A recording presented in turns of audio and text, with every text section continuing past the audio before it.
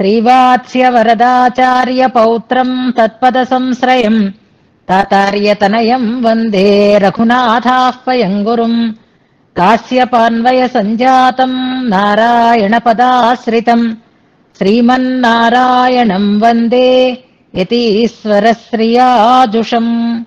సద్గ్రంథాధ్యయన సంగోష్ఠిని ఈనాటి వ్యాసంగానికి సాదరంగా ఆహ్వానిస్తూ కలిసి ప్రార్థన చేసుకుందాం. ప్రణామం లక్ష్మణముని ప్రతిగృహ్ణాతు మామకం ప్రసాదయతి యత్సూక్తి స్వాధీనపతికాం శృతిం అనుకల్పభూతమురజిత్ పదం సతాం అజహత్ త్రివర్గమపవర్గ వైభవం చలచిత్తవృత్తి వినివర్తన ఔషధం శరణం యతీంద్రచరణం వృణీమహే. శ్రీవత్సచిహ్నమిశ్రేభ్యో నమ భుక్తిమధీమహే యదుక్తయస్త్రైకంఠే యాంతి మంగళసూత్రతాం శ్రీయామునార్యపద పంకజ సత్తచిత్తే శ్రీమత్పరాంకుశ గురూత్తమలబ్ధ విద్యే శ్రీలక్ష్మణే మునివరేర్పిత సర్వభావం శ్రీవత్సచిహ్న గురుమన్వహమాశ్రయామి. జయతు జయతు దేవః కేశవః క్లేశహారీ జయతు జయతు నాథో భాష్యకారో యతీనాం జయతు జయతు నిత్యం కూరనాథో మహాత్మా జయతు జయతు భవ్యా భారతీ తస్య దివ్యా.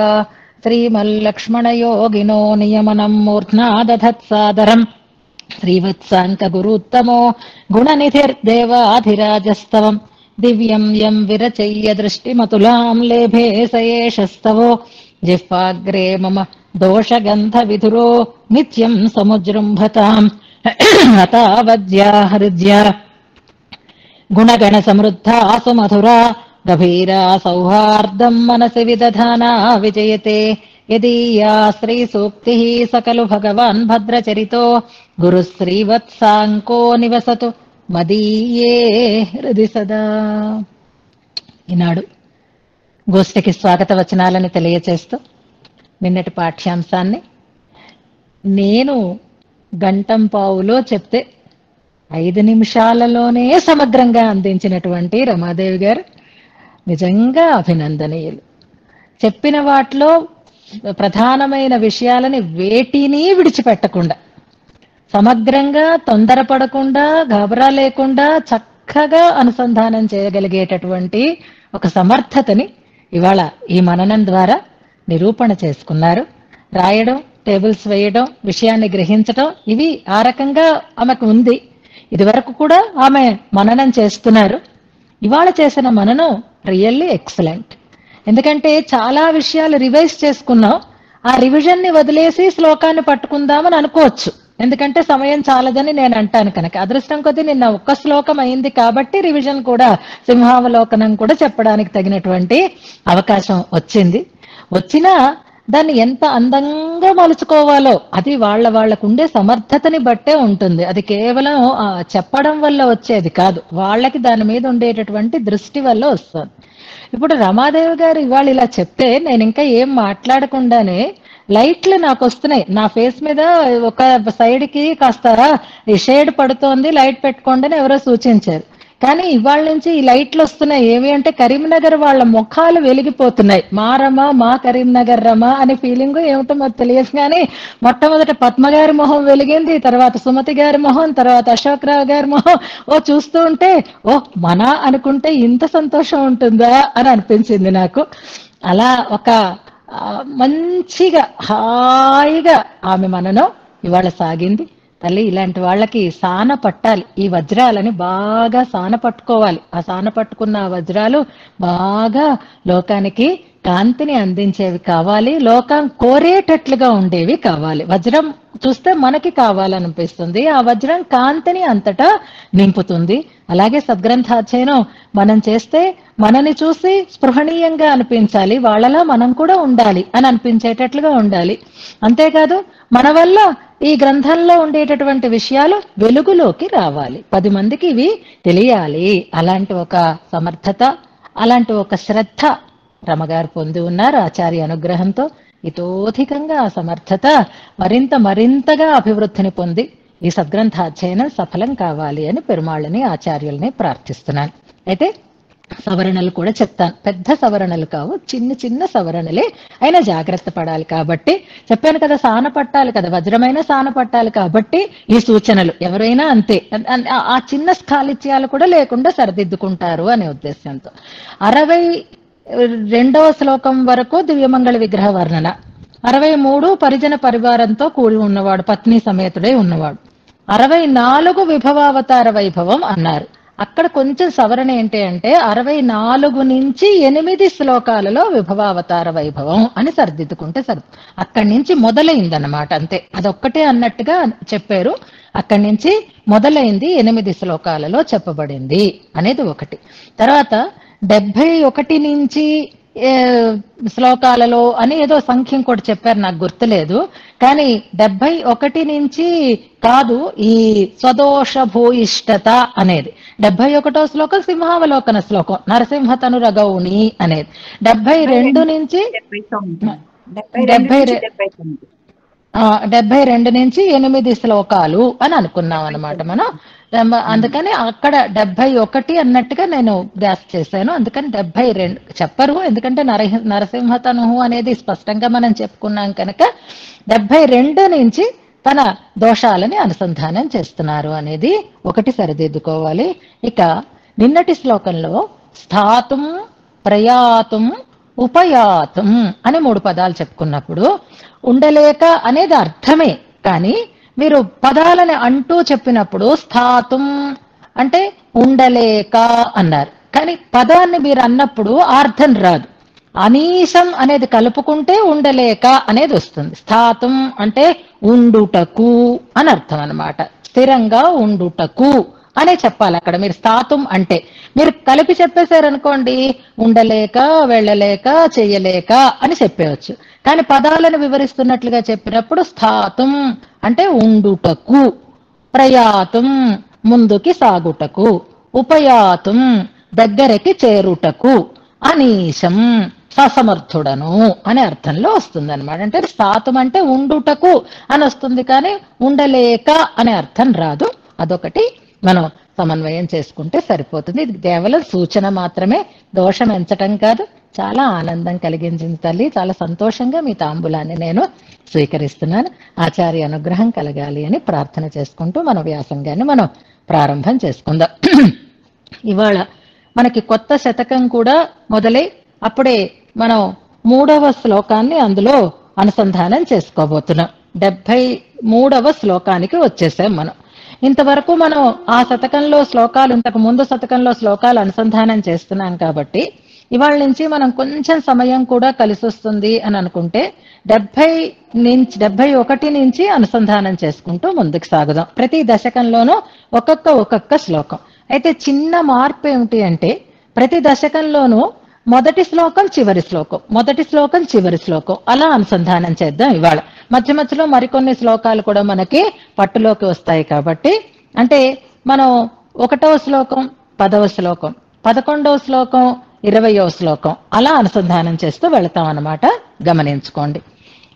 శ్రీవత్సాంకం నమస్యామి భక్త్యా గురుశిఖామణిం యస్య రత్నాయతే పంచస్తవీ స్తోత్ర సరేద్భుత స్వస్తి హస్తి గిరిమస్తశేఖరః సంతనోతు మయి సంతతం హరిః నిస్సమాభ్యధికమభ్యధత్తయం దేవమౌపనిషది సరస్వతి. ఇప్పుడు 10 చదివి తర్వాత 11 చదువుతాం. గుణాయత్తానికి రోజు వెళ్ళిపోతున్నాం, కానీ ప్రతి దశకంలో మొదలు చివర చదువుతాం అన్నమాట. ఒక వారం 10 రోజులు. సంవదేత కిల యత్ ప్రమాంతరైస్తత్ ప్రమాణమితి ఏహి మే నిరే తన్మతే పిబత మానతాంగత హస్తినాద్య పరవస్తు నిత్రీ గుణాయత్తం లోకే గుణిషు హిమతం మంగళపదం విపర్యస్తం హస్తి క్షితిధరపతే తత్వయి పునః గుణాః సత్యజ్ఞాన ప్రవృతయ ఉతత్వద్గతతయా సుభీభూయం యాతా ఇతి నిరణైష్మ శృతివశాత్. 20వ శ్లోకం. అనన్యాధీనత్వం తవ కిల జగుర్వైదిక గిరః పరాధీనం త్వాం తు ప్రణత పరతంత్రం మనుమహే ఉపాలంభోయం భోః శ్రయతి బత సార్వజ్ఞమపి తే యతో దోషం భక్తేష్విహ వరద నైవా కలయసి పాణిపాదవదనే క్షణశబ్దైః అంబుజాన్యపది సంవరదత్వం బాహుభిస్త్వతి విశాలతమాలానాంజనం కరిగిరేరసి. శృంగం 30వ శ్లోకం. అంజనక్షితిభృతో యది నామోపత్యకావరద హేమమయీ స్యాత్ తాదృశీ తవ విభాతి తు లక్ష్మీరాంబరీబత విడంబిత విద్యుత్ పరభాగమియాద్రవేస్తమిశ్రావరదాజ్యత్వయి తన్నిశామయామః గమితా తవ వక్రచిత్రభానోః పరభాగం నను కౌంతలీతమిశ్రా. 40వ శ్లోకం. ముఖమున్న సమాయతాక్షముద్యత్స్మితదంతం రుచిరాధరం నతభ్రు లసదం సవిలంబికర్ణపాశం మహితే నిశ్చలమస్తు హస్తినాథ. పద్మాయాః ప్రణయరసాత్ సమాసజంత్యాః స్వం బాహుం సుబహుమతో భుజేన తేన తాన్నామాన్వభవదహో దశాంతదాత్వే కంఠస్థే కరిగిరినాథ కంబుకాంతః. 50వ శ్లోకం. సౌందర్యామృతరసవాహవేగజస్యాత్ ఆవర్తస్తవ కిల పద్మనాభనాభిః తత్పద్మం వరద విభాతి కాంతిమయ్యాః లక్ష్మ్యాస్తే సకలవపుర్జుషోను సద్మ. యా దామోదరైతి నామదాతవాసీత్ సా దామా కిల కిణకారిణీ బభూవ తన్నూనం వరదవళిత్రయచ్ఛలేన త్వన్మధ్య ప్రథమ విభూషణీ బభూవ. 60వ శ్లోకం. పద్యాస్వద్యాంగుళిషు వరద ప్రాంతతః కాంతి సింధోః వీచీ వీథీ విభవం ఉభయీష్వంభసాం లంభితాసు విందన్ ఇందుః ప్రతిఫలనజాం సంపదం కిం పదంతే ఛాయాచ్ఛద్మానక వితతితాం లంభితః సుంభితః సన్ శంభోరంభోరుహ ముఖ సఖాసన్ సహాంకస్య శంకః కుర్వన్ సేవాం వరద వికలో వృత్తహీనః సువక్రః త్వత్పాదాబ్జే ప్రియమఖ నఖచ్ఛద్మనాశ్రిత్య నిత్యం సద్వృత్తో భూత్సతు దశగుణం పుష్కలో నిష్కళంకః. 70వ శ్లోకం. భజత్సు వాత్సల్యవశాత్ సముత్సుఖః ప్రకామమత్రావతరేర్వరప్రద భవేశ్చ తేషాం సులభోదకిన్విదం యదంగదాంనా నియతః పురారుదః. నరసింహతనురగౌణీ సమసమయ సముద్భవశ్చ భక్తగిరః సంభే చ సంభవస్తే పిశునయతి పరేశతాం వరద.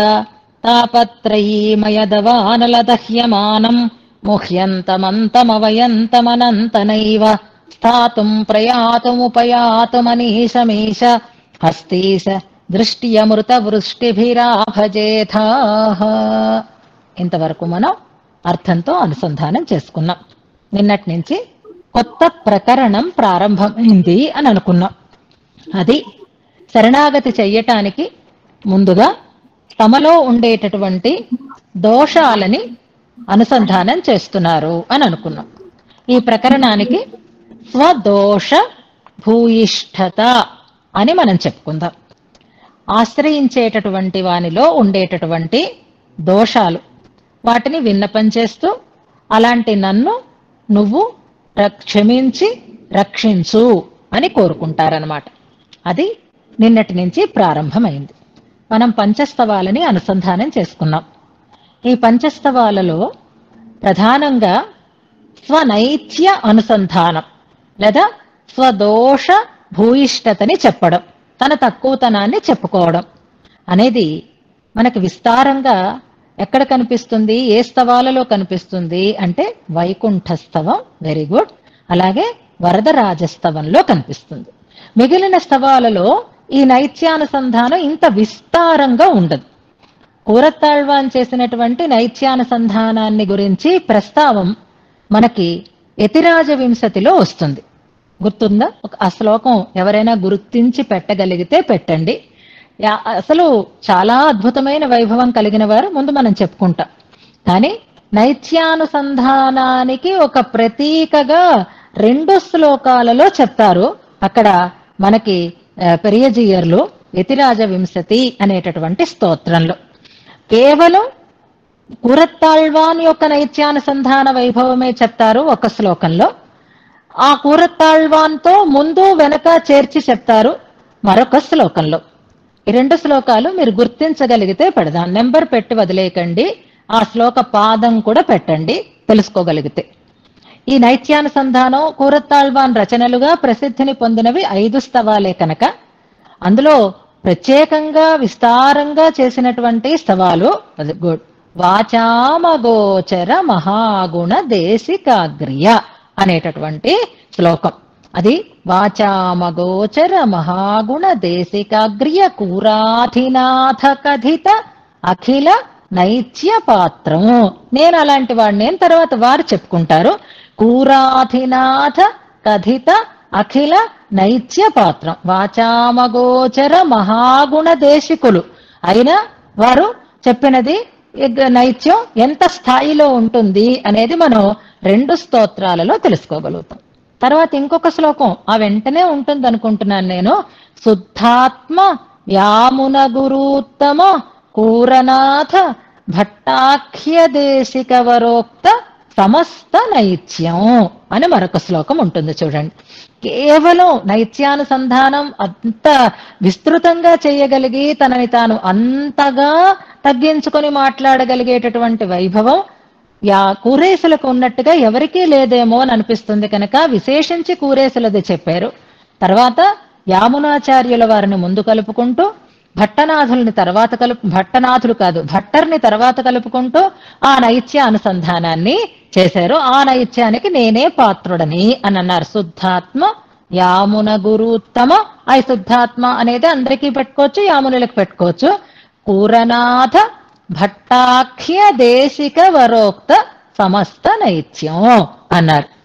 చేత ఈ నైత్యానుసంధానం చెయ్యడం అనేది ఒక పద్ధతి.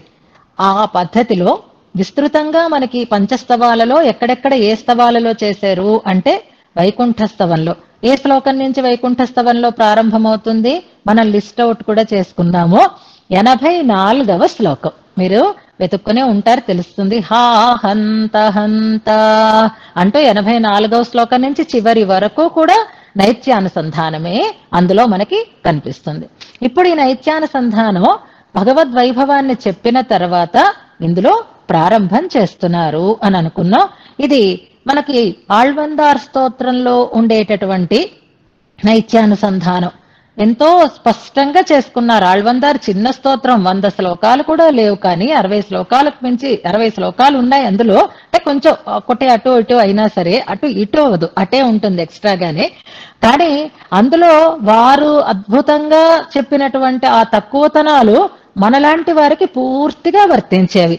అమర్యాద క్షుద్ర చలమతి భిగశుచి అవినీతం నిర్దయం మామలజ్జం ఇలాంటి శ్లోకాలు మనం అందులో గుర్తుపెట్టుకోవచ్చు. అది దాన్ని అనుసరించి ఇంకా విస్తృతంగా చేస్తున్నారు. ఇవాళ మనం చెప్పుకోబోయేటటువంటి శ్లోకం ధిగశుచి అవినీతం అనేటటువంటి శ్లోకంలో ఉండే భావాన్ని ఇది తెలియచేస్తుంది అని ఆ శ్లోకానికి మనం దీన్ని కనెక్ట్ చేసుకుందాం. ఇక ఇవాళ చివరిలో చదవవలసిన పాశురాలు చెప్పేస్తాను, ముందుగా నోట్ చేసుకోండి. తిరుమాలైలో 2 పాశురాలు, 16వ పాశురము, 26వ పాశురము. పాశురం మొదళ్ళు కూడా మీకు చెప్తాను. సూదనాయ్ కల్వనాగి అనేటటువంటి పాశురం 16వ పాశురం. అలాగే 26వ పాశురం పోదెల్లాం పోదుకొండు అనే పాశురం. తిరుమాలైలో ఈ 2 పాశురాలు అనుసంధానం చేయాలి. అలాగే తిరువాయుమొഴി మనకి చాలా ఇష్టమైన, మీరు బాగా అభ్యాసం చేస్తున్నటువంటి ఆళ్వార్ల దివ్య ప్రబంధం తిరువాయుమొഴിలో శీలమెల్లా చిరియనేలం అనేటటువంటి దశకం. అదే కదా తక్కువతనాన్ని అనుసంధానం చేసినది. శీలమెల్లా చిరియనేలం 4వ పత్తులో 7వ దశకం అది. అందులో 3వ పాశురం 4వ పాశురం చివరిలో అనుసంధానం చేసుకుందాం. శీలమెల్లా చిరియనేలం 4, 7, 3, 4, 7, 4 పాశురాలని అనుసంధానం చేద్దురుగాని. అలాగే తిరువాయుమొഴിలోనే 3వ దశకంలో 3లో 6లో 8వ పాశురం. 3లో 6 సెయ్యతామరై కన్ననాయని, కానీ ఆ పాశురం కాదు, దశకం మొదలది. అందులో 8వ పాశురాన్ని మీరు అనుసంధానం చేయాలి. 5 పాశురాలు నోట్ చేసి పెట్టుకోండి. చాలు, ఇంతకంటే ఎక్కువ మళ్ళీ పెంచుకుంటే మనకి సమయం చాలదు. ఈ ఆళ్వందార్ స్తోత్రం యతిరాజ వింశతి మనం పరామర్శ చేసుకుంటూ ముందుకు వెళదాం. అలాగే భట్టాఖ్య దేశిక వరోక్త అనుకున్నాం. ఆళ్వందార్ స్తోత్రంలో ధిగశుచిమ వినీతం మనకి బాగా అలవాటైందే, నిత్యం అనుసంధానం చేస్తాం కనుక. మరి భట్టనాథులు చేసినటువంటి నైత్యానుసంధానానికి మనకి ఉదాహరణగా చెప్పే ఒక శ్లోకం, అద్భుతమైన శ్లోకం ఒకటి ఉంటుంది. శ్రీరంగరాజస్తవంలో ఉత్తర శతకంలో 99వ శ్లోకం గర్భ జన్మ అంటూ ప్రారంభమవుతుంది. ఆ శ్లోకం మాత్రం తప్పకుండా ఇవాళ మనం అనుసంధానం చేసుకుందాం. శ్రీరంగరాజస్తవం ఉత్తర శతకం 99వ శ్లోకం అని అనుకుంటున్నాను, సరిగ్గా నాకు గుర్తున్నంత వరకు చివరి శ్లోకాలలోనే. అది గర్భ జన్మ జరా మృత్యు అనేది వస్తుంది అక్కడ. ఆ శ్లోకం అనుసంధానం చేసుకుందాం చివరిలో. ఇప్పుడు మనం ఈ ప్రకరణంలో మనం ఈ నైత్యానుసంధానాన్ని ఎవరెవరు ఎలా చేశారు అనే దాన్ని ఒక్కసారి తెలుసుకుంటూ కొత్త శ్లోకంలోకి వెళ్ళిపోదాం. సులభంగానే మనం అర్థం చేసుకోవచ్చు. ఇప్పుడు చేయబోయేది ప్రపత్తి, శరణాగతి చేయబోతున్నారు. శరణం ప్రపద్యే అనబోతున్నారు. ఇప్పుడు మనకి కావలసిన క్లారిటీ ఎక్కడా అంటే, శరణాగతి చేసేక నైత్యానుసంధానం చేసుకోవాలా, శరణాగతికి పూర్వాంగమా ఉత్తరాంగమా అని మనకి ఒక సందేహం కలిగితే దానికి సమాధానం తెలుసుకుంటూ ముందుకు వెళ్ళాలి. మనం స్నానం చేసి భోజనం చెయ్యాలి అని అన్నారనుకోండి, భోజనానికి ముందు స్నానం అనేది చెప్పబడింది. అంటే భోజనానికి స్నానం అంగం అని అవుతుంది. భోజనం చేసి నిద్రించాలి అని అన్నారనుకోండి, భోజనానికి ఉత్తరాంగం అవుతుంది నిద్రించటం అనేది. పూర్వాంగము ఉత్తరాంగము అంటే అంగముగా, అంటే ప్రధానమైన దానికి ముందు చేయవలసిన పనిగా, లేదా ప్రధానమైన దానికి తర్వాత చేయవలసిన పనిగా రెండు రకాలుగా ఉంటుంది.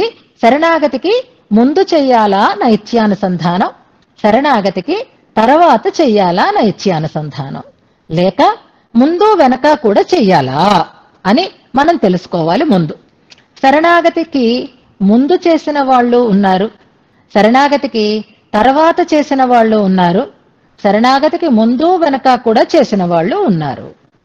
ఎవరు శరణాగతికి ముందు చేశారు అంటే, శరణాగతిలో ప్రసిద్ధమైనటువంటి శరణాగతి విభీషణ శరణాగతి. అది ఫలవంతమైంది కాబట్టి విభీషణ శరణాగతి, శరణాగతి అన్ని అంగాలు కలిగినది అనగా సంపూర్ణ శరణాగతిగా చెప్పబడుతుంది. అందులో రామచంద్రుణ్ణి శరణు వేడడానికి ముందుగానే విభీషణుడు నేను రావణాసురుడికి భ్రాతను అని చెప్పుకుంటాడు. ఆ రావణుడికి తమ్ముడు కావడమే తనకుండేటటువంటి నైత్యం, అదే ఆయన చెప్పుకున్నాడు. అది పూర్వాంగంగా అక్కడ చేయబడింది అని అంటారు. తర్వాత శరణాగతి చేసిన తర్వాత ఉత్తరాంగంగా ఈ నైత్యానుసంధానం చేసిన వాళ్ళు ఇద్దరు పెద్దలు మనకి.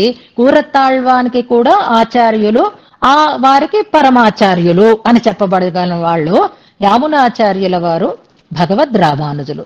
శరణాగతి గద్యం మనం అనుసంధానం చేసుకున్నాం కదా.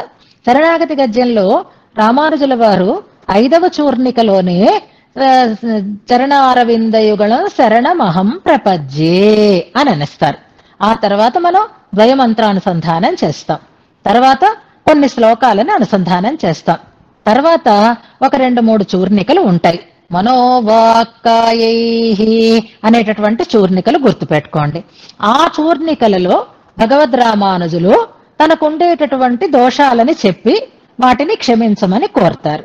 అంటే ఇప్పుడు రామానుజుల వారు ఈ నైత్యానుసంధానం ఎప్పుడు చేశారు? శరణాగతి చేసిన తర్వాత చేశారు. ముందు శరణాగతి చేశారు, తర్వాత ఉత్తరాంగంగా చేశారు అనేది మనకు అక్కడ స్పష్టంగా తెలుస్తోంది. అలాగే నా ధర్మనిష్టోస్మిన చాత్మవేది అని అంటూ ననిందితం కర్మ తదస్తిలోకే అని అంటూ ఆయన శరణాగతి చేశారు ఆళ్వందార్ స్తోత్రంలో. త్వత్పాదమూలం శరణం ప్రపద్యే ఆళ్వందార్ స్తోత్రంలో శ్లోకం. తర్వాత ధిగశుచిమ వినీతం, అమర్యాద క్షుద్ర ఇలాంటి శ్లోకాలు మనకి కనిపిస్తాయి. అంచేత యామునాచార్యుల వారు రామానుజుల వారు పాటించినటువంటి పద్ధతి అయితే శరణాగతి చేశాక ఉత్తరాంగంగా నైత్యానుసంధానం చెయ్యడం అనేది మనకు అక్కడ కనిపిస్తుంది. కూరత్తాళ్వాన్ పద్ధతిని చూస్తే ఇంకా శరణాగతి చెయ్యలేదు ఇందులో.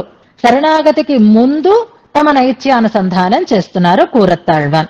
ఇది విభీషణ శరణాగతిలో ఉండేటటువంటి పద్ధతిని మనకి స్పష్టంగా తెలియచేస్తుంది. ఇక ఆళ్వార్లు ఉన్నారు పెద్దలు, వీళ్ళందరికంటే ముందు ఉండేటటువంటి ఆళ్వార్లు. ఇప్పుడు యామునాచార్యుల వారు అలా ఎందుకు చేశారు, కూరత్తాళ్వాన్ ఇలా ఎందుకు చేస్తున్నారు, ఎలా ఎందరూ ఒకలా చెయ్యాలి కదా, ఇది పద్ధతేనా అని మళ్ళీ మనకి రకరకాల సందేహాలు కలుగుతాయి కదా. ఎందుకు అలా చేస్తున్నారు అనంటే, పెద్దలు ఎలా చేసినా పర్వాలేదు అనే విషయాన్ని అలవాటు చేశారు కనుక. వీరందరికీ పెద్దలెవరు అంటే ఆళ్వార్లు. ఆళ్వార్లు ఎలా చేశారు ఈ నైత్యానుసంధానం అంటే, శరణాగతికి ముందుగాను చేశారు, శరణాగతి తర్వాత కూడా చేశారు. అంచేత ఎవరికి ఎలా మనస్సుకి అనిపిస్తే ఆ రకంగా చేయవచ్చు. ఆళ్వార్ల పాశురాలను మనం తీసుకుంటే ఉలగముండ పెరువాయ అనే దాంట్లో శరణాగతి చేశారు. దానికి ముందు శీలమెల్లా చిరియనేను, ఇప్పుడు మనం చదువుకోబోతున్నామే పాఠ్యాంశాలు, నీసనే నిరై ఒండ్రు విలేన్, ఇలాంటి పాశురాలన్నీ ఉంటాయి. తర్వాత కూడా తమ తక్కువతనాన్ని చెప్పుకునేటటువంటి పాశురానుసంధానం ఉంటుంది. ఆళ్వార్లు పాటించిన క్రమం ఉభయాంగంగా చేశారు. యామునులు రామానుజులు పాటించిన క్రమం ఉత్తరాంగంగా చేశారు. కూరత్తాళ్వాన్ పూర్వాంగంగా నైత్యానుసంధానం చేస్తున్నారు అనేటటువంటి విషయాన్ని మనం స్పష్టంగా తెలుసుకుంటూ ఇవాల్టి శ్లోకాన్ని ప్రారంభం చేసుకుంటున్నాం. శ్లోకానుసంధానం చేస్తున్నాను, వినండి. నానా విరుద్ధ విదిశాసు దిశాసు చాహో వంధ్యైః మనోరథశతైః యుగపద్ వికృష్టః త్వత్పాదయోరనుదిత స్పృహ ఏష సోహో న స్వస్తి హస్తిగిరినాథ నిశామయామి. ఇందులో క్రియాపదం నిశామయామి అని అర్థం అన్నమాట. ఈ క్రియాపదం ఎక్కడో విన్నట్టుగా ఉంది, నిశామయతు మాం నీళా అని మనం విన్నాం. అలాగే ఇంతకు ముందు పిశునయతి అని వచ్చినట్టుగా ఈ నిశామయతి నిశామయన్ అనే పదాలు కూడా, క్రియాపదం కూడా ఇంతకు ముందు మనం విన్నాం. నిశామయామి అంటే చూస్తున్నాను అని అర్థం.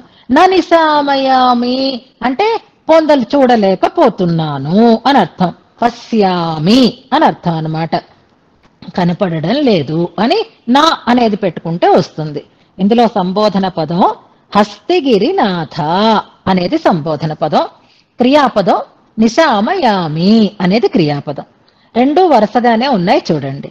అయితే నిశామయామికి ముందర వ్యతిరేకార్థాన్ని ఇచ్చేటట్లుగా న నిశామయామి అని పెట్టుకోవాలి. అంటే న పశ్యామి చూడలేకపోతున్నాను, కనపడడం లేదు అని అర్థం అన్నమాట.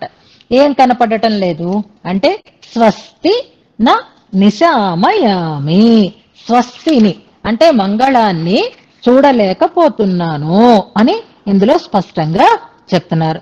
స్వస్తి న నిశామయామి, నాకు స్వస్తి కనపడటం లేదు. ఎంచేత అంటే నాకు ఇంకా బాగుపడే యోగం ఉన్నట్టుగా లేదు అంటున్నారనమాట. ఎందుకలా అంటున్నారు అంటే, నేను ఎలా ప్రవర్తిస్తున్నాను, నా మనస్సు ఎలా వెళుతోంది అనే దాన్ని ముందు వాటిలో తెలియచేస్తున్నారు. ఇప్పుడు శ్లోకం చూడండి. నేను ఎలా తిరుగుతున్నాను అంటే ఆహో అని ఒక ఆశ్చర్యకరమైనటువంటి ఆశ్చర్యాన్ని తెలియచేసేటటువంటి పదాన్ని కూడా ఇందులో ప్రయోగిస్తున్నారు.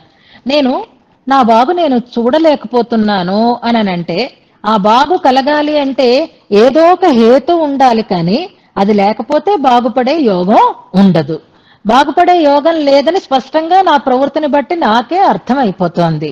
నేను ఎలా ప్రవర్తిస్తున్నాను అని అంటే, నానా విరుద్ధ విదిశాసు దిశాసు అంటున్నారు.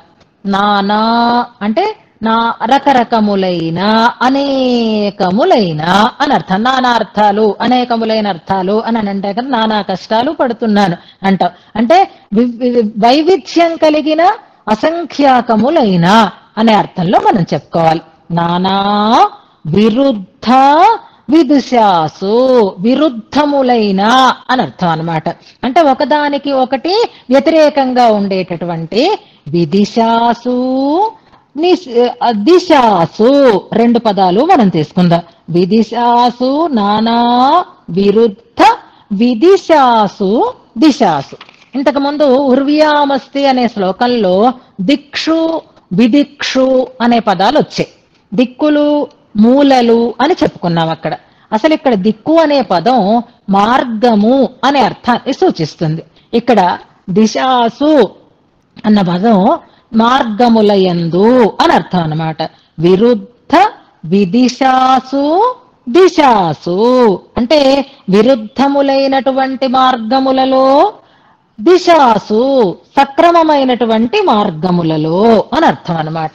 మంచి మార్గాలలో, చెడు మార్గాల్లో. ఇక్కడ మంచి ఉన్నప్పుడు చెడు ఎందుకు, స్వస్థ ఎందుకు కలగడం లేదు అని సందేహం వస్తుంది.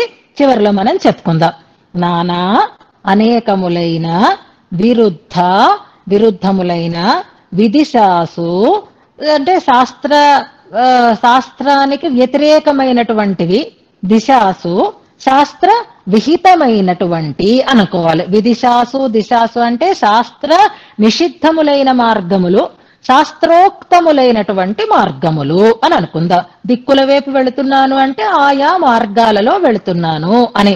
అదే ఏదో దిక్కుల వైపు ఆ వైపు వెళ్ళిపోతున్నాను, ఈ వైపు వెళ్ళిపోతున్నాను అన్నప్పుడు దిక్కు అని అంటాం. కాబట్టి ఇక్కడ మార్గము అనే భావం కలిగేటట్లుగా దిక్కు అనే పదాన్ని ప్రయోగిస్తున్నారు.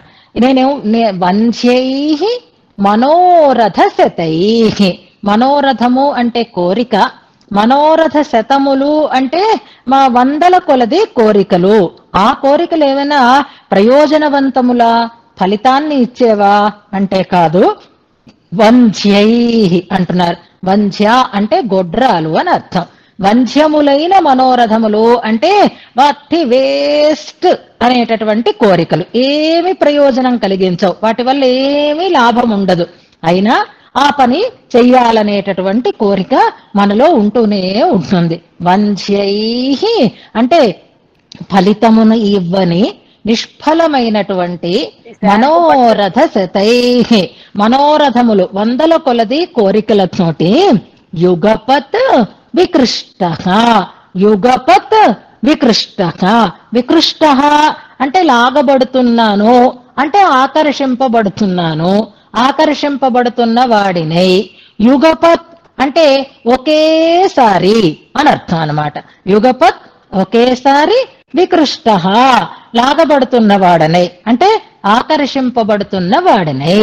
ఒకేసారి అని ఏ విషయంలో అంటున్నారు అంటే శాస్త్ర విరుద్ధమైన మార్గాల వైపు, శాస్త్ర విహితమైనటువంటి మార్గాల వైపు, రెండిటి వైపు ఒకేసారి లాగబడుతున్నాను. అలా ఉంటుందా ఎక్కడైనా అంటే ఒక గేమ్ ఉంటుంది చూసారా, ఒక వ్యక్తిని లేదా ఒక వస్తువుని మధ్య కట్టి లాగుతూ ఉంటారు. ఇటువైపు కొంతమంది ఉంటారు, అటువైపు కొంతమంది ఉంటారు. ఎవరి బలం ఎక్కువైతే అటువైపుకి వీళ్ళు లాగబడుతూ ఉంటారు. కానీ లాగడం అనేది ఇటు అటు ఒకేసారి క్రియ జరుగుతూ ఉంటుంది. ఇప్పుడు నేను ఎలా లాగబడుతున్నాను, ఆకర్షింపబడుతున్నాను అంటే శాస్త్ర విహితమైన వాటి వైపు వెళ్ళిపోతున్నాను, శాస్త్ర నిషిద్ధమైన పనుల వైపు నేను ఆకర్షింపబడుతూ. పాదయోహో నీ పాదములయందు అనుదిత స్పృహ. అనుదిత స్పృహ గుట్టగ్గా అని పెడుతున్నారు.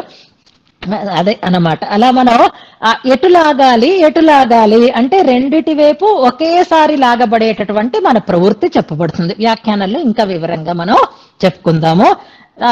అలాంటి నా పరిస్థితిలో నా కోరికలు తీరడం కోసం అనేకములైన నిష్ఫలములైన కోరికలతోటి నేను ఇటు అటు ఇటు అటు ఇటు అటు లాగబడుతూ పోని ఆ కోరికలలో ఒక కోరిక నీ పాదాలను చేరాలి అనేది ఉంటే బానే ఉండేది.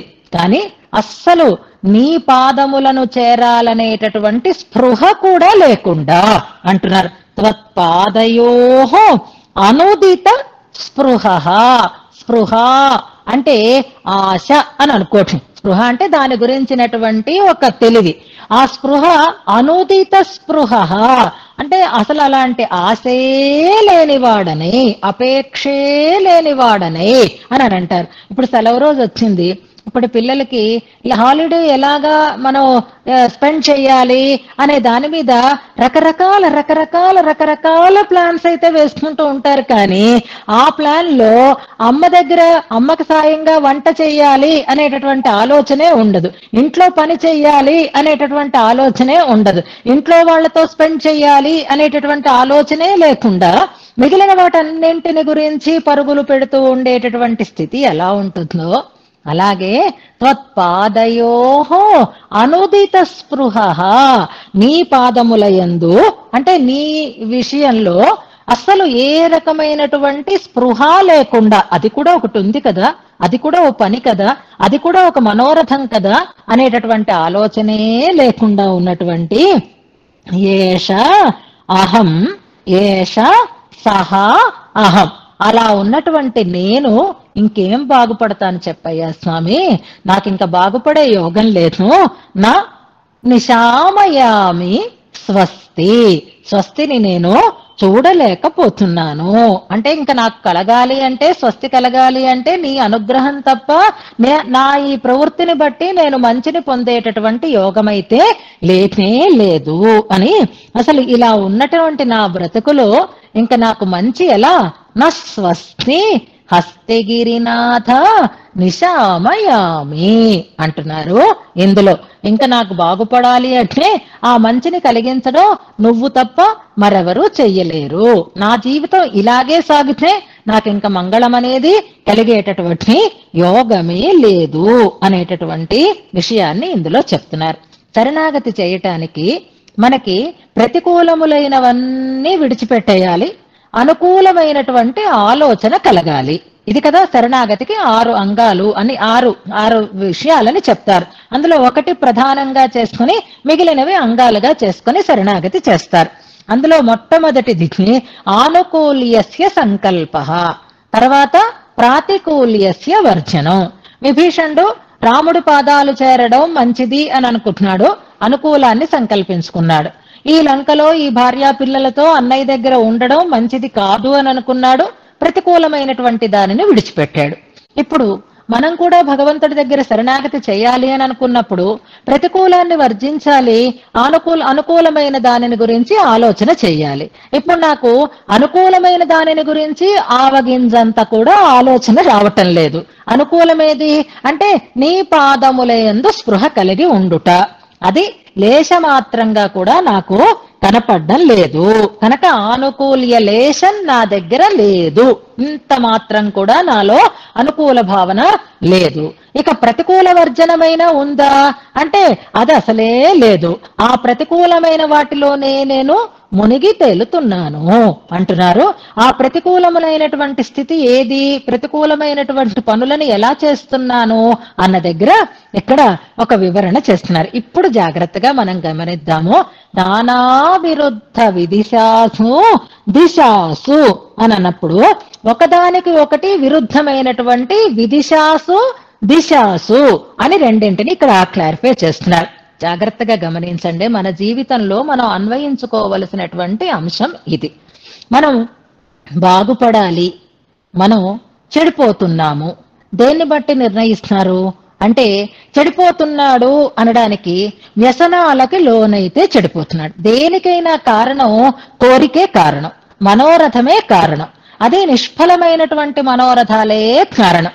మనకి రోజు జ్ఞానోదయం అవుతుంది, టీవీ దగ్గర కూర్చొని అనవసరంగా టైం వేస్ట్ చేసుకుంటున్నాం, ఇవాళ నుంచి మనం అసలు టీవీ దగ్గర టైం స్పెండ్ చెయ్యొద్దు అని అనుకుంటాం. కానీ కొంతవరకు రోజు గడిచిన తర్వాత కాసేపు అలా ఆన్ చేస్తాం స్విచ్, ఇంకంతే, అలా కాలం గడిచిపోతుంది. తర్వాత మళ్ళీ పశ్చాత్తాపం కలుగుతుంది, వ్యర్థంగా గడిపేశాను అంట. మన జీవితాలన్నీ నిష్ఫలమైన ప్రయోజనాల కోసం అలాగే వెళ్ళిపోతూ ఉంటాయన్నమాట. తీరా టీవీ చూసిన తర్వాత చివరిలో రాత్రి నీకు అనిపిస్తుంది, ఇవాళ నాకేమిటి వచ్చింది అంటే ఏమీ రాలేదు. నువ్వు చేసినటువంటి ఆ ఆనందం నీకు నిజంగా తృప్తిని ఇస్తే అనుకోవచ్చు, కానీ నీకే అనిపిస్తోంది అది వ్యర్థం అని. అదే నానా విరుద్ధ విదిశాసు అనంటూ అవి దేంతో చేస్తాం, వంధ్యై మనోరథశతై అని. వంధ్యములు అవి అంటే గొడ్రాలకి ఎలాగైతే ఫలం ఉండదో అలాగే ఆ మనోరథాల వల్ల మనం శాశ్వతంగా పొందేటటువంటి ఫలితం అంటూ ఏది ఉండదు. ఈ వంధ్యములైనటువంటి మనోరథ శతముల చేత మనం ఎలా వెళుతూ ఉంటాము అనంటే మనం శాస్త్ర విరుద్ధమైన పనులు చేయుట అని అనుకుందాం. వీడు చెడిపోయాడండి పూర్తిగా అంటే ఇదిగో డ్రగ్ అడిక్ట్స్ కావడమో, మద్యానికి బానిసలు కావడమో, ఆడవాళ్లతో లేదా మగవాళ్లతో అక్కర్లేని సంబంధాలు పెట్టుకుని తిరగడమో, అనవసరమైనవి తినడమో, అక్కర్లేని మాటలు మాట్లాడడమో, దొంగతనం చేయడమో, జూదం చేయడమో, ఇవన్నీ తప్పు మనకు స్పష్టంగా తెలుస్తున్నాయి. కానీ చేసిన వాళ్ళు చెడిపోయారు చెడిపోయారు చెడిపోయారు అని మనం ఒక ముద్రని వేసేస్తున్నాం. అది ఎందుకు చేస్తున్నాం? శాస్త్రం వాటిని చెయ్యమని చెప్పలేదు, అయినా వాటి జోలికి మనం వెళుతున్నాం. కారణం మనోరథం. అలా చేస్తే ఆనందాన్ని పొందుతాము, దానివల్ల ఆనందం కలుగుతుంది, అది మనకి కావాలి అనేటటువంటి కోరికతోటి శాస్త్ర విరుద్ధమైనటువంటి మార్గాలలో వెళ్ళడం. దాన్ని మహానుభావులు కూడా అలాంటి స్థితిని పొంది ఉన్నారు. తిరుమాలై పాసురం మనం చెప్పుకున్నామే, సూదనాయ్ కళ్వనాగి తూతరోడు అనే దాంట్లో డబ్బు సంపాదించాలి అంటే దానికోసం ఎన్ని అపమార్గాలనైనా తొక్కడం అనేటటువంటి స్థితి ఒకటి ఉంటుంది. అది మనం విదిశాసు అటువైపు మనం లాక్కొని వెళతాం. ఎలాగైతే అయస్కాంతం మనని ఇనుముని పట్టి లాగుతుందో మనని కోరికలు అపమార్గాలలోకి లాగుతూ ఉంటాయి. అలా వెళ్ళిపోతూ ఉంటాం. ఒకటి. ఇకే తెలియకుండా పాడైపోయే స్థితి ఇంకొకటి ఉంది. ఎక్కడా అంటే దిశాసు అంటున్నారు చూడండి. దిశాసు అంటే శాస్త్ర విహితమైన మార్గాలలోనే వెళుతున్నాను అంటున్నారు. అదే మనోరథాలతోటే వెళుతున్నాను అంటున్నారు. ఆకర్షింపబడుతున్నాను, వికృష్టగా ఆకర్షింపబడుతున్నాను. ఇక్కడ మనం తెలుసుకోవలసినటువంటి అంశం ప్రధానంగా ఉంటుంది. మన సంప్రదాయం చాలా గొప్ప సంప్రదాయం. దీంట్లో ఉండేటటువంటి ఆంతర్యం మనకి తెలియక ఇదొద్దంటారండి, అదొద్దంటారండి, ఇలా చెయ్యొద్దంటారండి, అలా చెయ్యొద్దంటారండి అని అందరూ అంటూ ఉంటే మనం కూడా నిజమే కదా, ఎందుకు ఇలా నిషేధిస్తున్నారు అని అనుకుంటున్నాం. మన ఈ శ్రీ వైష్ణవ సంప్రదాయంలో మనకి కామ్య కర్మలు నిషిద్ధం. ఏది కూడా నువ్వు సంకల్పం చెప్పి చెయ్యకు, ఈ ప్రయోజనం కోసం నేను ఈ పని చేస్తున్నాను అని నువ్వు ఏ పని చెయ్యకు. అది భగవద్ ఆరాధన అయినా దేవతారాధనమైనా అలాంటివి నువ్వు చెయ్యకు. అందుకే ఏ వ్రతాలు శ్రీ వైష్ణవులకి ఉండవు అని అంటారు. ఎందుకు ఉండవు, ఎందుకు చేయకూడదు? మంచి పనే కదండి, ఆ వ్రతం ఈ వ్రతం ఇది అది ఎందుకు చేయొద్దంటారండి? ఇంకా మంచిదే కదా, పుణ్యం వస్తుంది కదా అని అనుకుంటాం మనం. పుణ్యం వస్తుంది కదా అందుకే చెయ్యొద్దు అంటారు. మనకి పుణ్యం కూడా వద్దు, ఎందుకని? పుణ్యం కూడా మనకి బంధమే కనుక. ఇది మనకి తెలియదు. వాళ్ళు అందులో పండిపోయి ఉన్నారు కాబట్టి మనకి పరమార్థం ఏది అంటే భగవత్ సన్నిధిని చేరడం, బంధనంలోంచి వెళ్ళడం. నీకు జైల్లో పెట్టి రాజభోగాలు నీకు ఇచ్చినా నాకెందుకు బాబు ఈ జైలు, బయటకు పడేయండి హాయిగా అని అనుకుంటాం కదా.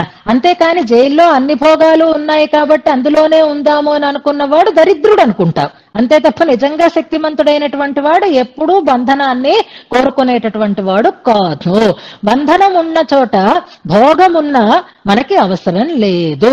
కాబట్టి ఏకాదశి వ్రతం ఒక్కటే మనకి ఉంది, ధనుర్మాస వ్రతం ఒక్కటే మనకి ఉంది. ఆ ధనుర్మాసం వ్రతంలో మత్తైనం కామంగళ్ మాతు అని స్పష్టంగా గోదామ్మ వారు చివరిలో ఆ వ్రత ఫలాన్ని మనకి చెప్తుంది. ఏది కోరాలో దాన్ని కూడా మనకి స్పష్టంగా చెప్తుంది. ఇవాళ రేపు చూస్తుంటే ఎన్ని దేవకార్యాలు చేసేస్తున్నారో తెలియదు.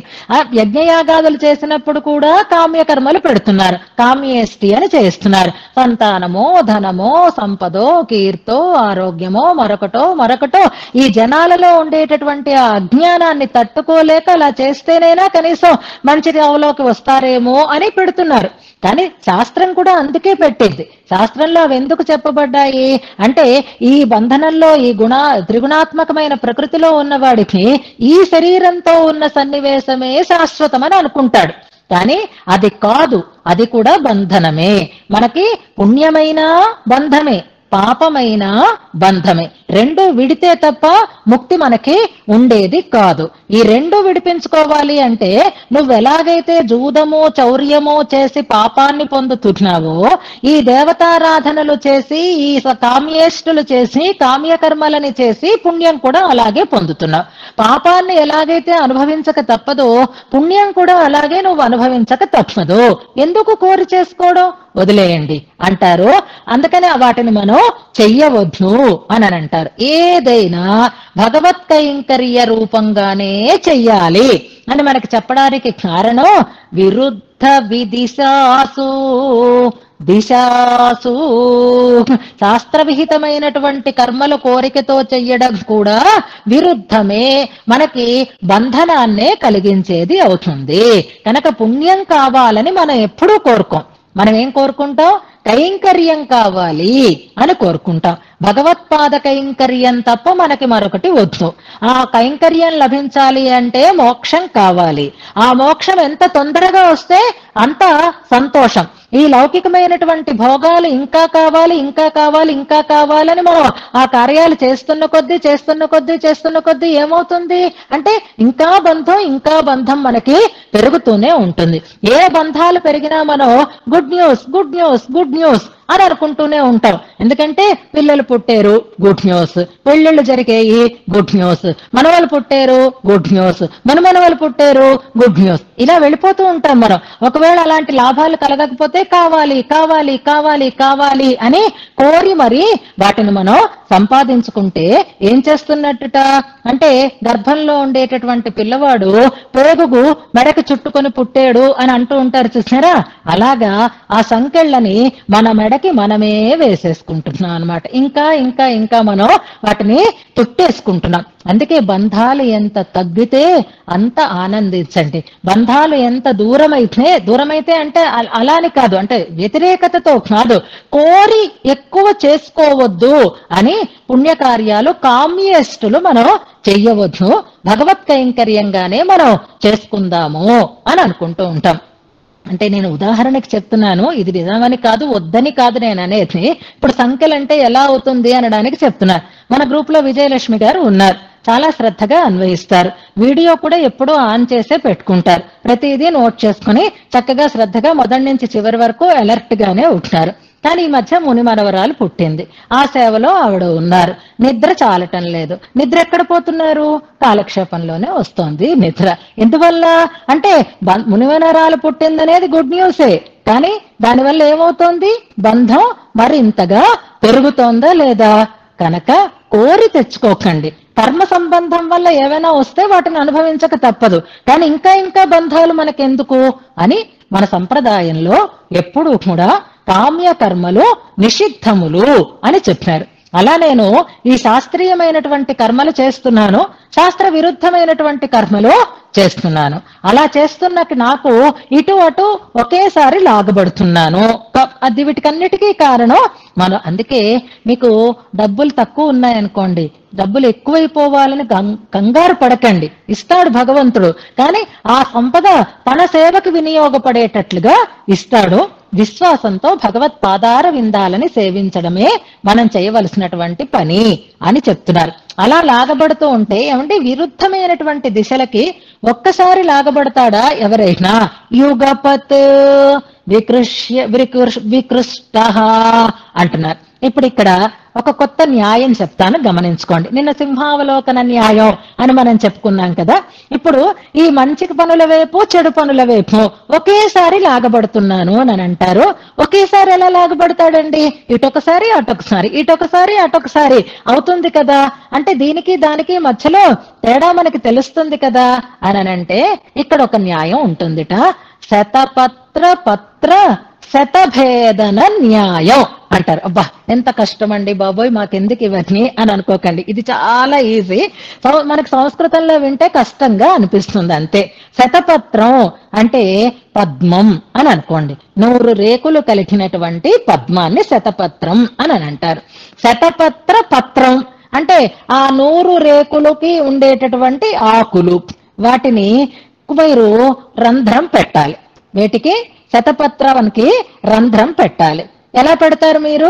ఏదో ఆ రంధ్రం చేసేటటువంటి పరికరాన్ని తీసుకుంటారు. సూది అనుకోండి, పువ్వు కాబట్టి ఎక్కువ అక్కర్లేదు దాన్ని, అందుకని ఆ పువ్వులో ఆ శతపత్రానికి మీరు రంధ్రం చేయాలి.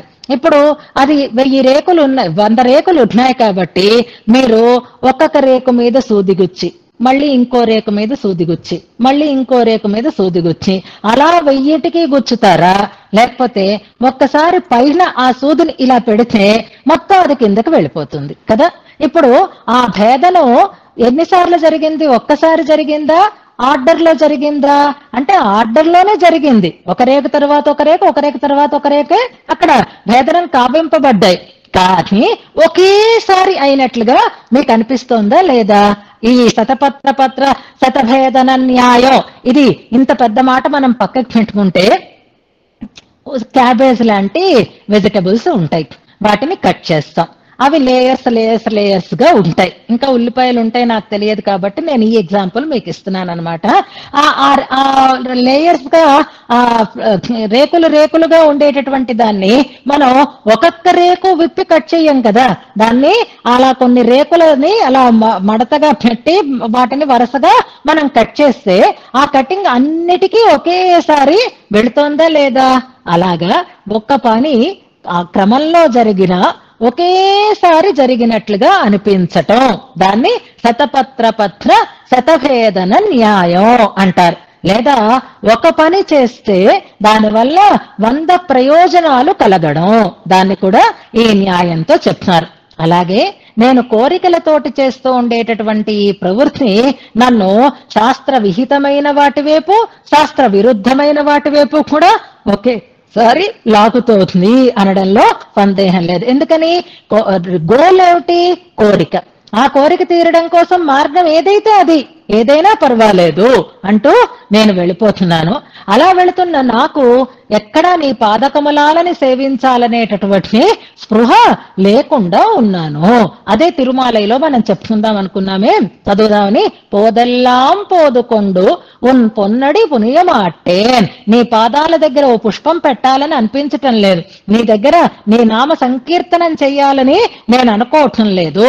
ఈ కోరికలు తీరాలి తీరాలి తీరాలి తీరాలి అంటే ఇది ఎలాంటిదిట అంటే, నిజంగా చెప్పాలి అంటే భగవంతుడి పాదాల మీద స్పృహ సంగతి పక్కన పెట్టండి, కానీ మనం రోజు వాకింగ్ చెయ్యాలి అని అనుకున్నాం అనుకోండి, బాగా కమిటెడ్ గా చేసే వాళ్ళ సంగతి నేను చెప్పటం లేదు, కానీ మనం ఇలా చెప్పినట్టు ఆ చేసే వాళ్ళల్లో ఇక నుంచి మనం మంచి అలవాట్లు చేసుకోవాలి అని అనిపిస్తుంది. మనం యోగా డే నుంచి యోగా చెయ్యాలి అనేటటువంటి ఒక ఆలోచన వచ్చిందే అనుకోండి, ఆ రోజైతే చేసాం, అందరూ చేస్తున్నారు కాబట్టి.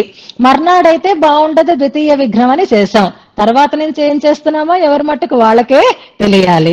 ఇప్పుడు అనుకుంటాం రేపటి నుంచి ఎలాగైనా చేయాలి, రేపటి నుంచి ఎలాగైనా చేయాలి అనుకున్నా పర్వాలేదు, కానీ అసలు రేపటి నుంచి యోగా చెయ్యాలన్న ఆలోచన కూడా లేకుండా రోజు గడిచిపోయే అంత బిజీలో మనం పనులు పెట్టుకున్నాం అనుకోండి, ఏమవుతుంది? ఎలా ఉంటుంది?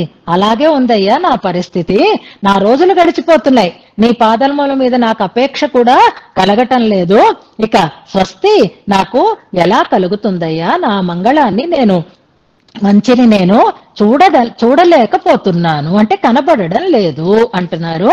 ఇందులో శ్లోకాన్ని ఒకసారి అనుసంధానం చేస్తాను, వినండి.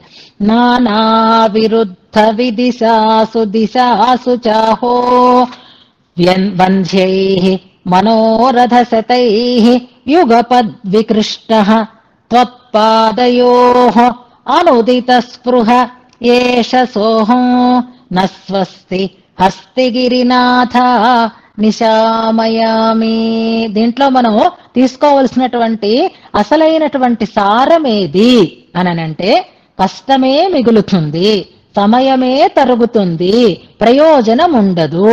ఎవరికి అంటే భగవద్విముఖులు అయినటువంటి వారికి అని తన గురించి తాను చెప్తున్నట్లుగా చెప్పుకుంటూ, భగవద్వైముఖ్యం కలిగిన వారికి మంచి అంటూ ఉండదు అనే విషయాన్ని ఇక్కడ ప్రతిపాదన చేస్తున్నారు. అంతే కదా, నేను అన్ని చేస్తున్నా నాకు మంచి కలగదు, మంచి కనపడడం లేదు అన్నారు అంటే ఎవరికి మంచి ఉండదు?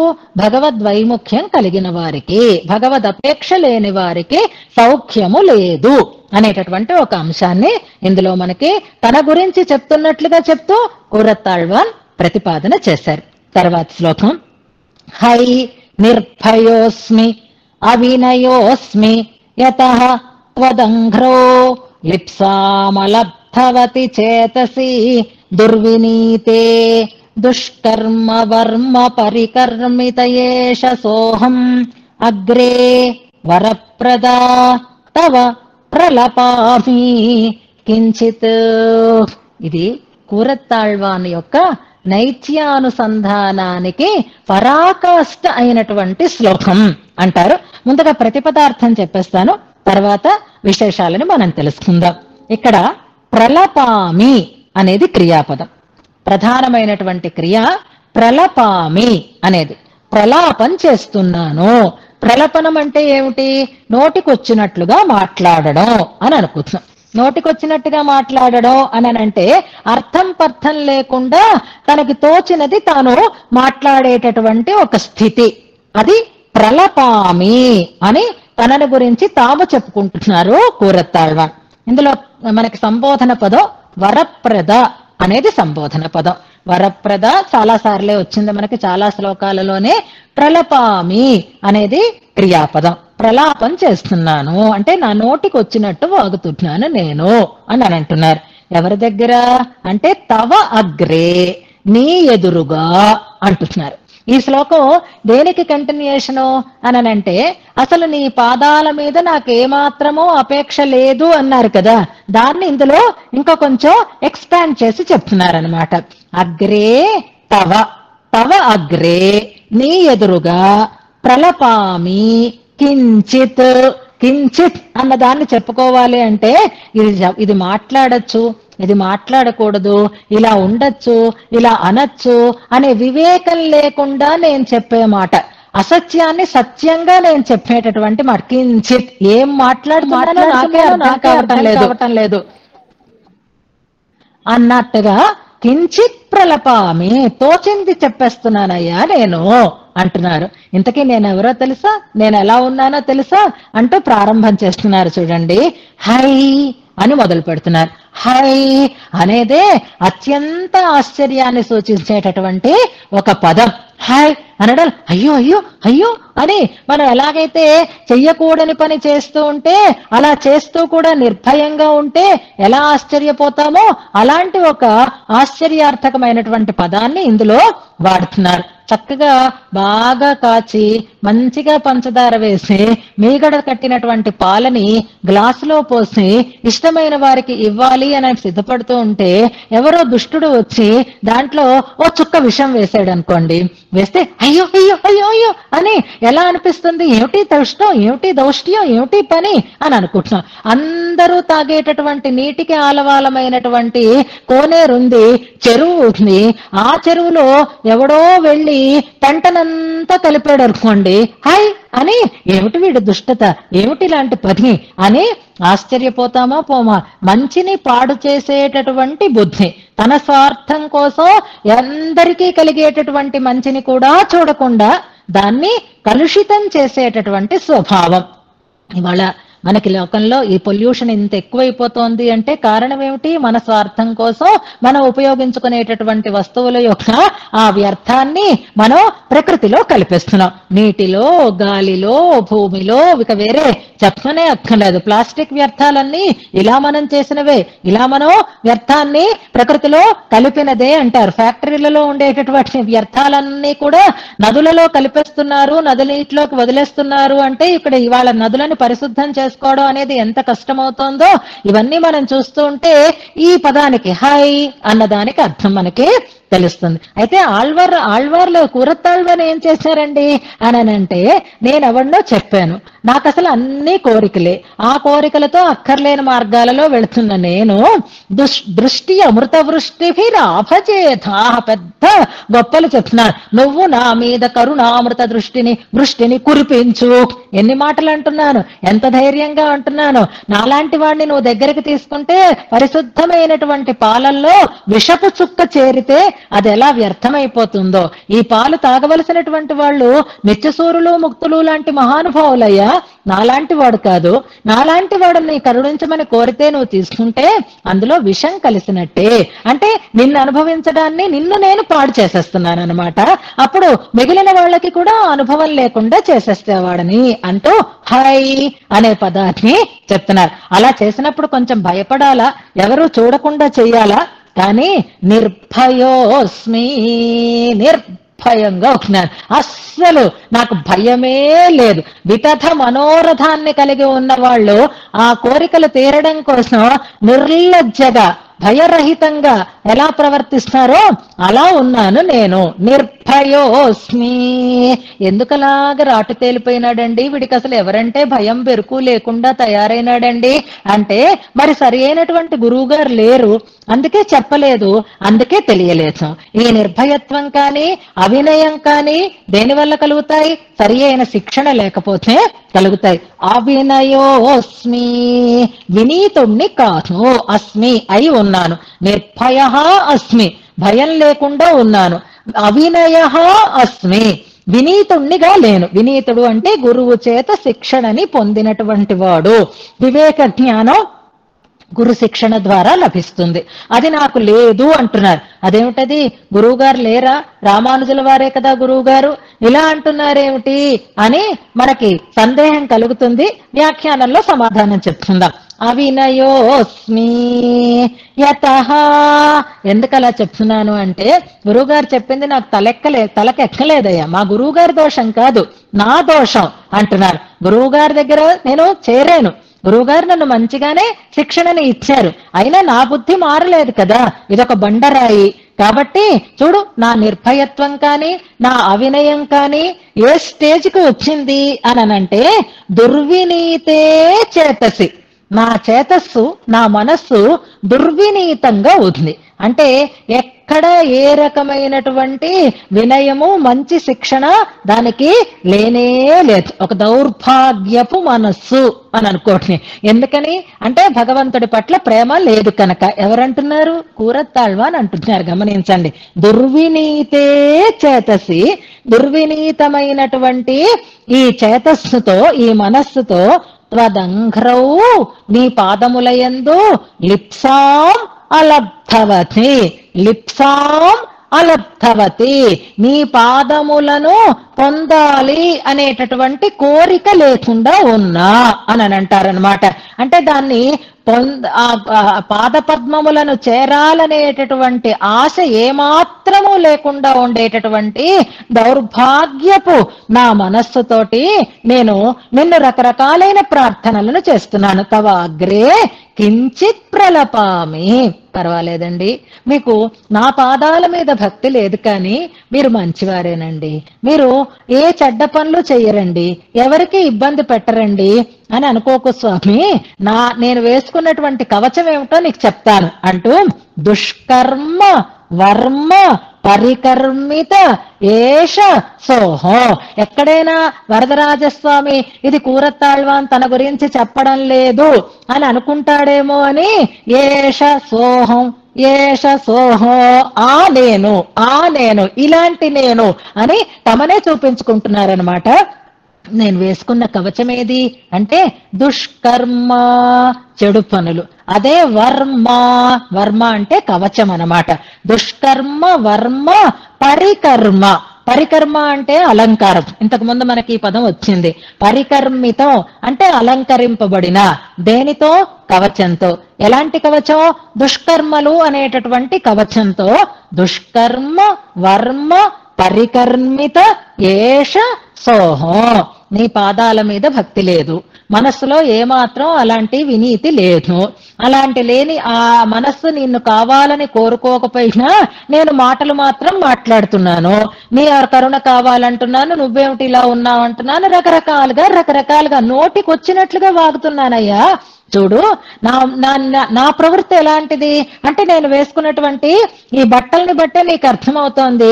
నేను వేసుకున్నది దుష్కర్మలు అనేటటువంటి ఒక కవచాన్ని నేను వేసుకుని నీ దగ్గర తవ అగ్రే ప్రలపామి అంటున్నారు. ఇందులో అంటే కూరత్తాళ్వానే అలా అంటున్నారు అని అంటే ఇక భగవంతుడా నన్ను రక్షించు అనే యోగ్యత మనకు ఉందా అని ఈ శ్లోకం దగ్గరట చూడండి. ఇది బాగా గుర్తుపెట్టుకోండి. వరదరాజస్తవం అనుసంధానం చేసుకున్న తర్వాత ఇలాంటివి మనం చక్కగా జ్ఞాపకం పెట్టుకోవాలి. ఆళ్వార్లు ఎక్కడ మోహపడ్డారు అని మనం చదువుకుంటాం తిరువాయుమొழிలో. అంటే పత్తుడై అడియవర్ కెళియవన్ అనేటటువంటి పాసనం దగ్గర శ్రీకృష్ణుని యొక్క సౌలభ్యాన్ని తలుచుకుని 6 మాసాలు మోహపడ్డారు అంటారు. పిరందవారం వళరందవారం అన్న చోట కూడా 6 మాసాలు మోహపడ్డారు అని మనకు చెప్తూ ఉంటారు.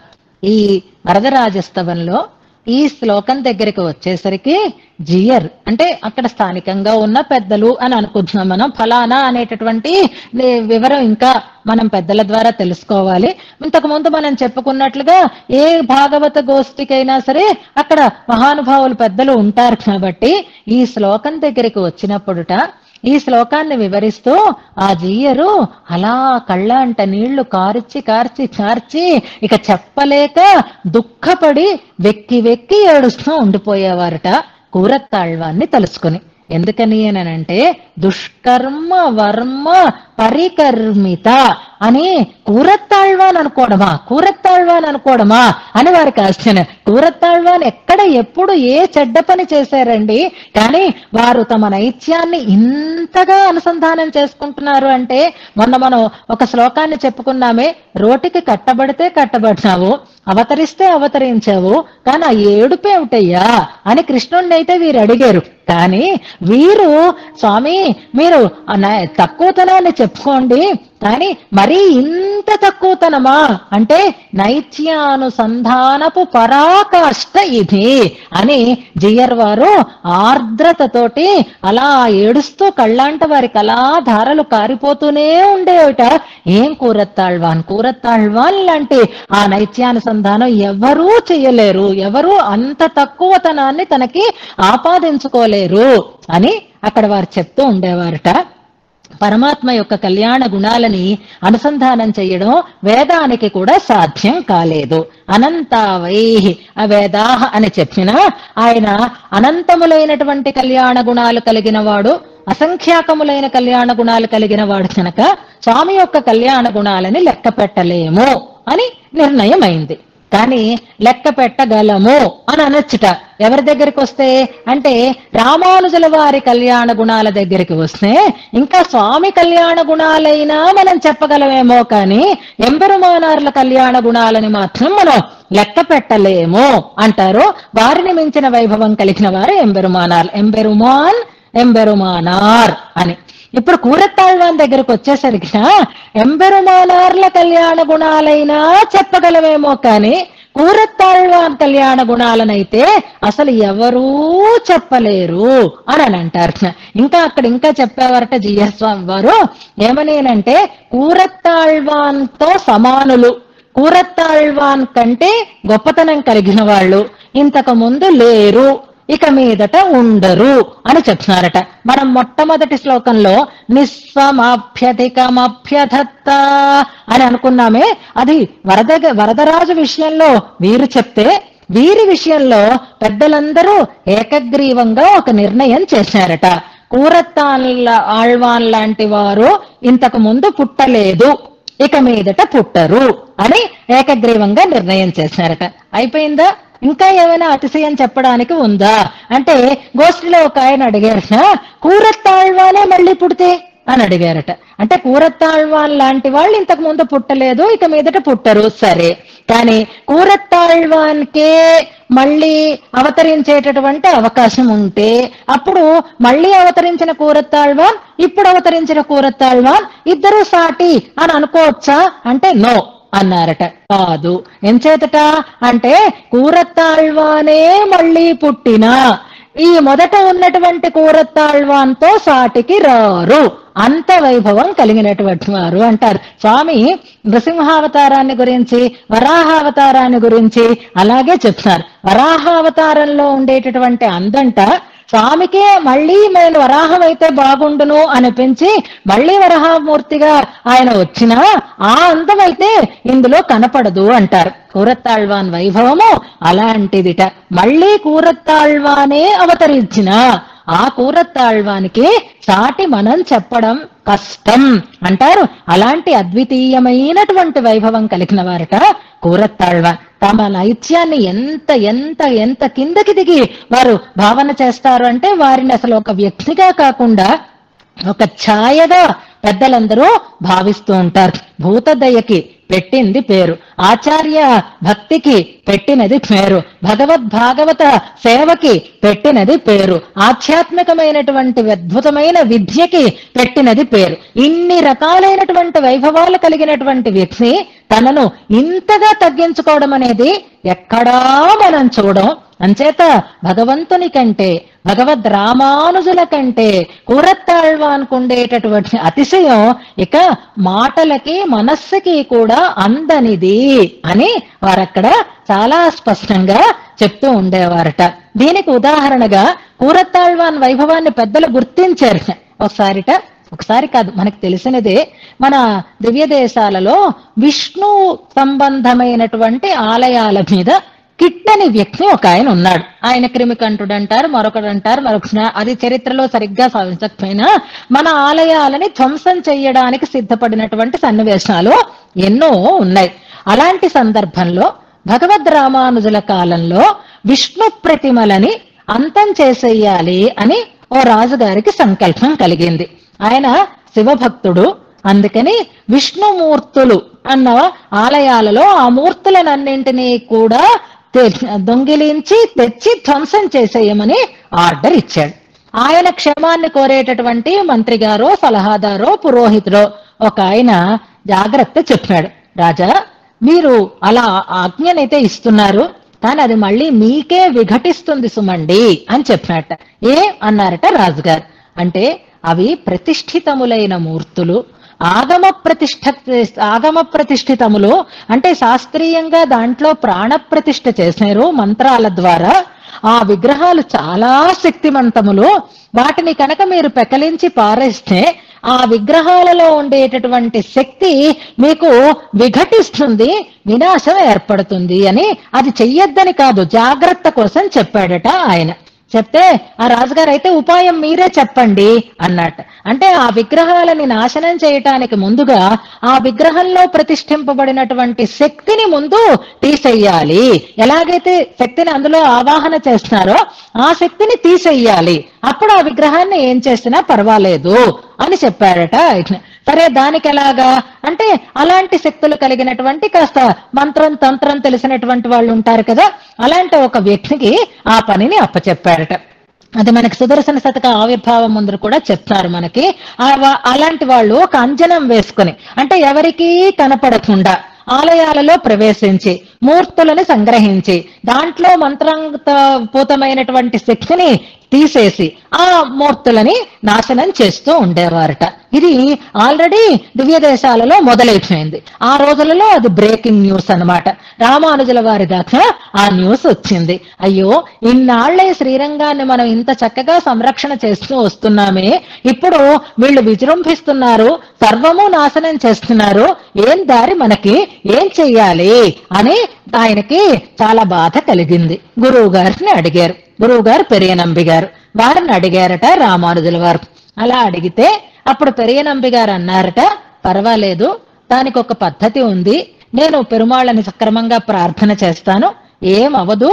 అయితే నేను ఈ పని నెరవేరడం కోసం ఈ స్వామి ఆలయానికి చుట్టూ నేను ప్రదక్షిణం చేస్తాను. గర్భాలయానికి రంగనాథుడు ఏం చేసి ఉండేటటువంటి దానికి ఆ విశ్వక్సేనమూర్తి అవేంటో ఆలయం ఉంటుంది చూసారా, ఆ ప్రదక్షిణ అన్నమాట. లోపల ప్రదక్షిణ నేను చేస్తాను. అయితే నా వెనకని ఒక ఆయన రావాలి. ఎలా రావాలి అనంటే ఆయన నాకు ఛాయ అన్నట్లుగానే రావాలి. ఈయన వెనకాతల నేను వెళుతున్నాను అనేటటువంటి స్పృహ కూడా లేకుండా ఒక వ్యక్తి వెళుతూ ఉంటే ఆయన నీడ ఆయనని ఎలా అనుసరించి వెళుతుందో అలాంటి వ్యక్తి ఒకడు నా వెనకాతల ఉండాలి ఆ వ్యక్తితో కలిసి నేను ప్రదక్షిణ చెయ్యాలి, అలాంటి వాళ్ళు ఎవరైనా ఉంటే పంపించాలి అన్నారట పెరియనంబి గారు రామానుజుల వారితో. అంటే రామానుజుల వారు ఎవరున్నారు అలా ఉండేవాళ్ళు ఎవరుంటారు, అంతో ఇంతో లేశమాత్రమైనా ఎవరికైనా సరే తాను అనే భావన ఉంటుంది కదా, ఎవరు లేరండి స్వామి, ఎవరు లేరండి, ఎవరున్నారు అని రామానుజుల వారు కంగారు పడుతున్నారట. పడుతూ ఉంటే అప్పుడు పెరియనంబి గారు అన్నారట, లేకపోవడం ఏంటి అన్నారట. అదేంటి ఎవరున్నారు అంటే, ఆ కూరత్తాళ్వాళ్ళు లేరా, పంపించచ్చు కదా అన్నారట పెరియనంబి గారు. అంటే రామానుజుల వారికి కూడా తట్టలేదు, కానీ కూరత్తాళ్వాని యొక్క ఆ స్థితి ఎంత గొప్పదో ఆయన తాను అనే భావన లేకుండా ఎలా ఉంటారో గుర్తించిన వారు కనుక పెరియనంబి గారు కూరత్తాళ్వాన్ ఉండగా ఎందుకండి ఆయన్ని పంపొచ్చు కదా అన్నారట. అప్పుడు పెరియనంబి గారి వెనకాతల కూరత్తాళ్వాన్ని పంపిస్తే ప్రదక్షిణం చేశారు అని ఒక అద్భుతమైనటువంటి ఐతిహ్యాన్ని భగవద్ విషయ వ్యాఖ్యానంలో మనకి పెద్దలు చెప్తారు. అంటే ఛాయలా అనుసరించడమే తప్ప తాను అనేటటువంటి అహంకారం ఏ కోశంలోనూ లేకుండా ఉండేటటువంటి మహానుభావుడు అని పెద్దల మన్ననని అందుకున్నటువంటి మహానుభావులు కూరత్తాళ్వాన్. అలాంటి కూరత్తాళ్వాన దుష్కర్మ వర్మ పరికర్మిత అంటున్నారు అని ఆ జీయర్లకి అలా ధారాపాతంగా కండ్లంట నీళ్లు వచ్చి ఈ శ్లోకం నుంచి ముందుకి సాగలేకపోతూ ఉండేవారు అని అంటారు. ఇది వారు చెప్పుకున్నది కాదు, మనలాంటి వాళ్ళకి నేర్పిస్తూ ఉండేటటువంటి అంశం అని చెప్పు. అగ్రే వరప్రద తవ ప్రలపామి కించిత్ అంటున్నారు. అలాంటి చెడ్డతనం కలిగిన నేను నీ ఎదురుగా ప్రలాపాలు చేస్తున్నాను అంటారు. ఇక్కడ దుష్కర్మ వర్మ పరికర్మితుని అని చెప్పడానికే శీలమెల్లా చిరియనేలో అనేటటువంటి దశకంలో 2 పాసురాలని మనం అనుసంధానం చేసుకుంటున్నాం. అక్కడ ఆళ్వార్లు ఎలాగైతే తమ తక్కువతనాన్ని చెప్పుకున్నారో ఆ పాసురాలని ఇక్కడ మనకి సమన్వయం చేస్తారనమాట. అందుకని ఇవాళ ఆ 2 పాసురాలని అనుసంధానం చేసుకుంటూ ఎవరికైనా సాటి ఉందేమో కానీ కూరత్తాళ్వానికైతే సాటి లేదు. స్వామి యొక్క సౌలభ్య పరాకాష్ఠని మించినది కూరత్తాళ్వాని యొక్క నైత్యానుసంధాన పరాకాష్ఠ అని చెప్పడానికి ఈ శ్లోకం పెద్దలు మనకి ఉదాహరణగా చెప్తూ ఉంటారు. అలా ఈ శ్లోకాన్ని అనుభవిస్తారు. అంత దిగి ఉండడం అనేది కూరత్తాళ్వానికే సాధ్యం, అలాంటి వాళ్ళు మరొకరు ఉండరు అని ఏకగ్రీవమైనటువంటి నిర్ణయం చేస్తున్నారు.